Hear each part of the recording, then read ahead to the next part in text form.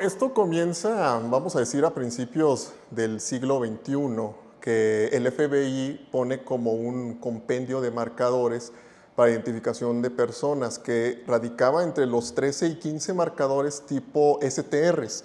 Los STRs se le conoce por sus siglas en inglés, Short Tandem Repeat, que en español serían como microsatélites.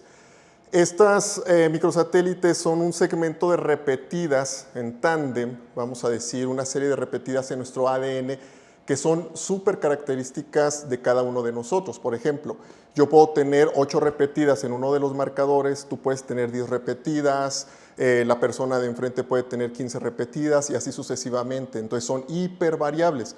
Eso nos permite que en conjunto podamos distinguir a las personas, o sea, identificar a una persona, por ejemplo, en un siniestro, en una catástrofe, o simplemente para tener un control de él, un control genético, o bien para vincular genéticamente, por ejemplo, padre e hijo, o con abuelo-nieto, o con una vincularidad genética de tío-sobrino, hermanos, etcétera, ¿sale? Entonces el FBI dice, bueno, con 13 a 15 podemos identificar a las personas, podemos discriminar una en toda la población mundial, una en aquel entonces 6,000, 7,000 millones de personas que éramos, porque ahorita ya vamos para los 8,000 millones. Entonces, fueron insuficientes. Entonces, al pasar de las décadas, dijeron los científicos, oye, ¿sabes qué?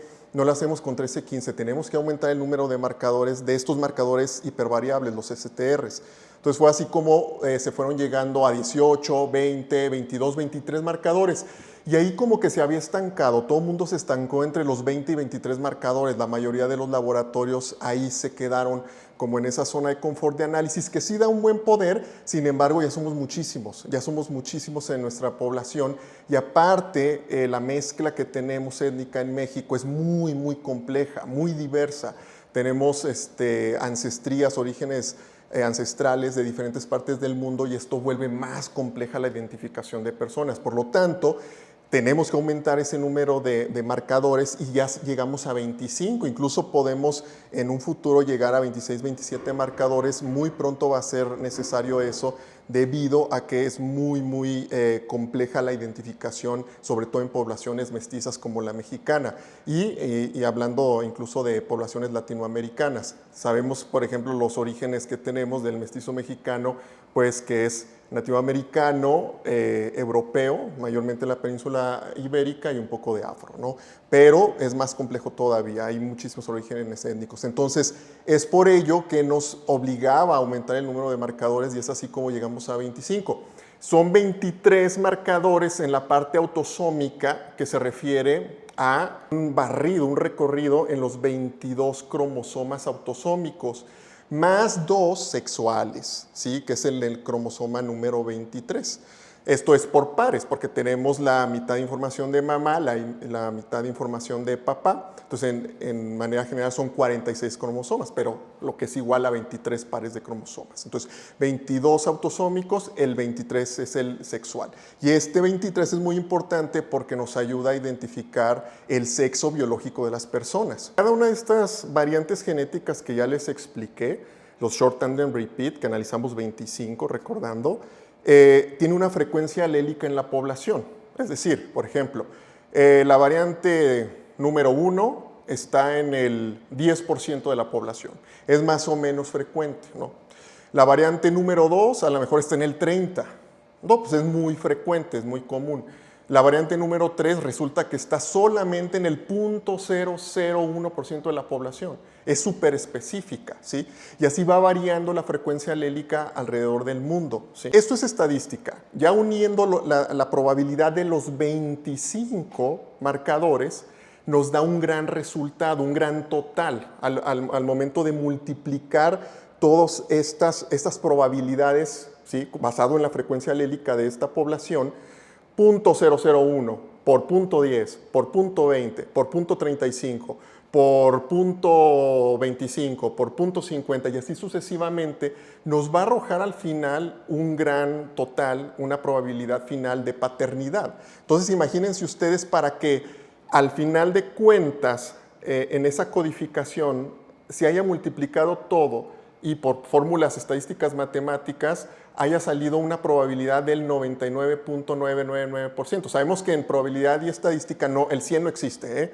El 0 y el 100 eso no existe. Vamos a decir que arriba de un 99.39 ya estamos hablando de que es prácticamente viable, en este caso, la paternidad biológica. Obviamente aquí, entre más marcadores utilicemos y sobre todo marcadores que sean más discriminatorios, o sea, que nos pueda identificar más, pues es mejor, ¿sí? Porque al momento de hacer las multiplicaciones estadísticas, nos va a arrojar un gran poder, y es por eso que nosotros utilizamos un gran número de marcadores, para que no nos quedemos en el 98, 98 es muy poco, 99, no, es muy poco, 99.3459 debido a que analizamos estas variantes alélicas tan comunes, pero a la vez otras tan raras. Entonces imagínense que coincida, por ejemplo, el papá tiene una variante alélica que está en el 0.001% de la población, y qué tal que el posible hijo coincidió también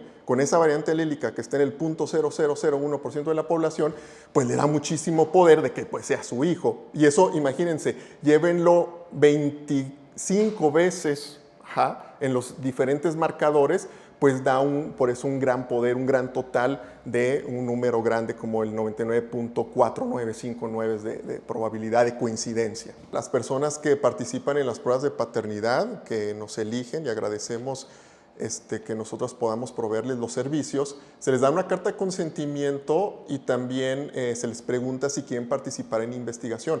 Esta investigación es de muchísima utilidad para nuestra población mexicana, para estos análisis, porque nos ayudan a explorar más estas frecuencias alélicas de las que tanto he hablado. Es decir, hemos notado que hay mucha variación entre la parte, por ejemplo, peninsular o del sureste, la parte centro, centro-norte, bajío, la parte noreste, la parte occidente. Somos muy, muy variables genéticamente por nuestro mestizaje, por nuestro admixture. Entonces, esta participación de las personas nos permite pues, ir explorando, crear más bases de datos, y entonces estos análisis se vuelven todavía más exactos, ¿sí?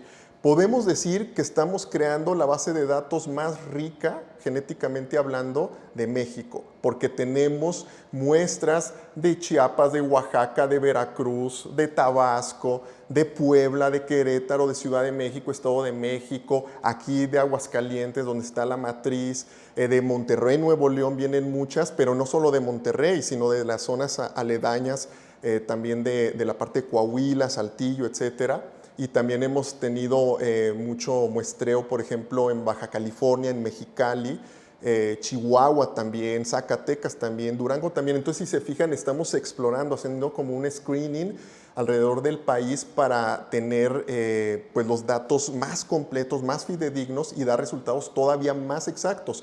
Ya que, por ejemplo, yo creo que otros laboratorios también lo hacen bien, sin embargo, se encasillan, se limitan a basarse en datos ya establecidos, pero de una sola zona, ¿sí? O que reportó un artículo científico, pero de Estados Unidos, que nos catalogan de mala manera como simplemente hispanos, porque simplemente hispanos no puede ser, ¿sí? Somos muy, imagínense, somos muy variables entre la misma población mexicana. Imagínense qué variables somos, o qué diversos somos, qué diferentes somos respecto a Centroamérica, respecto a Sudamérica, respecto al Caribe, y todos luego dicen, pues son hispanos, ¿no? Bueno, sí, pero a ver, genéticamente tenemos que estudiar muchísimo más para poder llegar a resultados muy exactos, ya que si no tenemos en cuenta eso, ese estudio, podemos caer en falsos positivos o falsos negativos, y eso es muy grave al momento de identificar personas, ya sea para paternidad o simplemente para identificar a la persona de la que se está hablando. Esto también se lleva en materia penal, o sea, para identificar a un criminal.